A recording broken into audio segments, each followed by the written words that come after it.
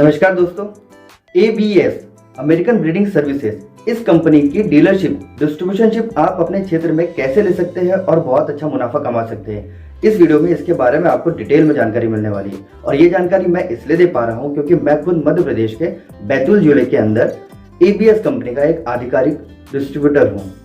तो चलिए वीडियो शुरू करते हैं। स्वागत है आपका आपके अपने YouTube चैनल MP डेयरी वाला में। एक ABS कंपनी के डिस्ट्रीब्यूटर बनने के लिए आपको कुछ चीज़ों की ज़रूरत होगी। सबसे पहले आपको आधिकारिक तौर पे आपको कंपनी से परमिशन लेनी होगी। उसके लिए कुछ डॉक्यूमेंट लगेंगे, वो आपको डिटेल मिलेगी कौन सा डॉक्यूमेंट है। दूसरा, आपको खुद थोड़ा इन्वेस्टमेंट करके सीमेंट को रखने के लिए अपना कंटेनर खरीदने पड़ेगा और ये आपका खर्चा होगा, ये आपका कैपिटल इन्वेस्टमेंट होगा। कौन से कंटेनर खरीदना है इसकी भी मैं डिटेल आपको वीडियो में देता हूँ। और इसके बाद में ये जो आपने सीमेंट लेके आए इनको आपको कस्टमर तक पहुँचाने का काम खुद करना होगा। ये चीज़ें आपको इस बिजनेस के अंदर करनी रहेगी, जो कि वाकई में बहुत आसान है। डॉक्यूमेंट के नाम पे बात करें हम लोग, तो आपको एक नॉर्मल गुमास्ता जो आपकी दुकान में आप एक बिजनेस करना चाह रहे हो उसके लिए स्वाभाविक तौर पे लगता ही है। इसके अलावा आपका आधार कार्ड, आपका पैन कार्ड और GST अगर आपके पास है तो ठीक है और नहीं है तो।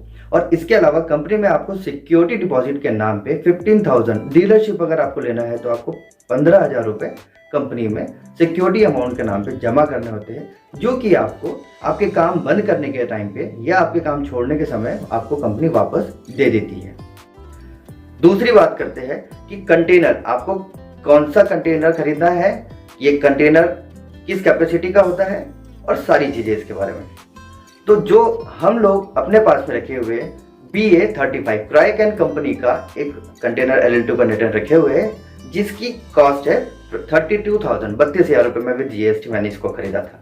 इसके साथ में एक और कंटेनर लगेगा क्योंकि आपको गैस कहीं से लेके आनी है और फिर ये गैस इसके अंदर भरनी है।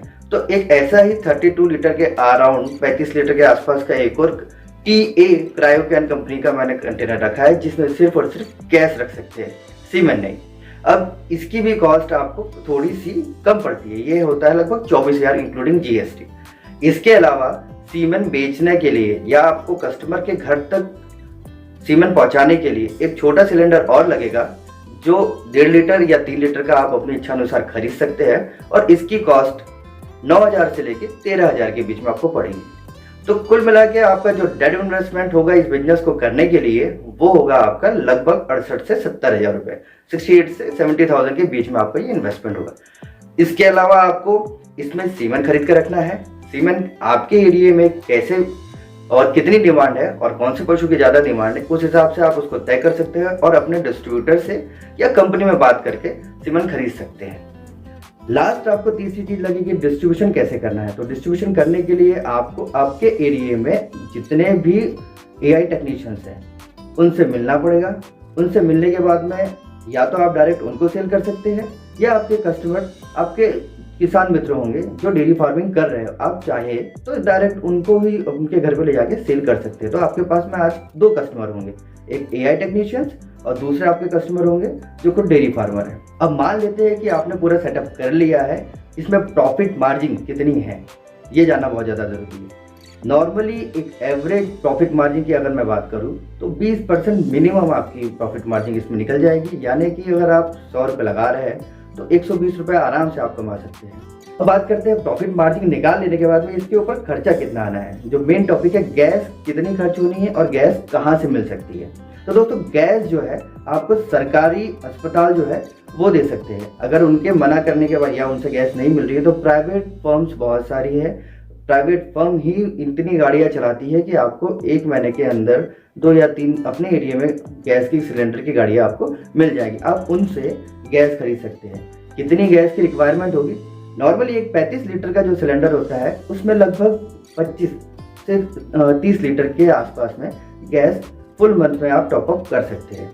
1 लीटर गैस का प्राइस 30 से 40 रुपये के आसपास में आता है। कॉस्टिंग की अगर मैं बात करूं तो 30 लीटर अगर गैस आपके सिलेंडर में खपत हो रही है और वो 40 रुपये मिल रही है तो 1200 से 1500 रुपये का आपका मैक्सिमम खर्चा होगा 1 महीने में आपके सीमेंट को बचा के रखने के लिए, स्टोर रखने के लिए या गैस फिल करने के लिए।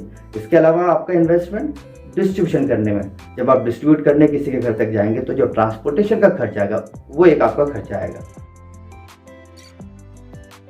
अब ये डीलरशिप कौन ले सकता है और कौन नहीं ले सकता है? अगर कंपनी का कहना है कि अगर आपके क्षेत्र में ऑलरेडी कोई डीलर है तो वो आपको आपके उस डिस्ट्रिक्ट लेवल पे डीलर नहीं बना सकती। मगर आपके पास में आपके क्षेत्र में अगर कोई डीलर नहीं है तो आप कंपनी में बात कर सकते हैं और अप्लाई कर सकते हैं। अपने जितने भी डॉक्यूमेंट जरूरी है वो जमा कर सकते हैं और डॉक्यूमेंट जमा होने के बाद में आपका बैकग्राउंड और बाकी चीज़ें देखने के बाद में कंपनी चाहे तो आपको वो डीलरशिप प्रोवाइड कर सकती है।